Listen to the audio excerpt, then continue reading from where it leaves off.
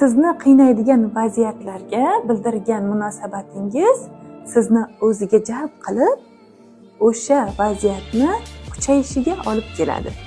Masalan, kimdir siz haqingizda yomon fikrlar aytib yubordi.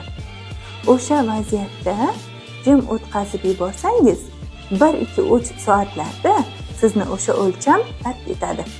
Agar o'sha vaziyat sizga yoqmasligini aytib, o'sha kimsalarga adolat talab qilib, gapirib qo'ysangiz, o'zingizni himoya qilish maqsadida bo'lsa ham, nimadir deb qo'ysangiz, siz o'sha past o'lchamga tushib qolaverasiz va bu jarayonni uzoqroq davom etishini ta'minlab qo'yasiz. Salbiy jarayonlarni chetda qoldirishga harakat qiling. Bunday jarayonlar tez-tez kelib o'tib ketaveradi. Siz jim qolganingiz sari yuqorilab ketaverasiz.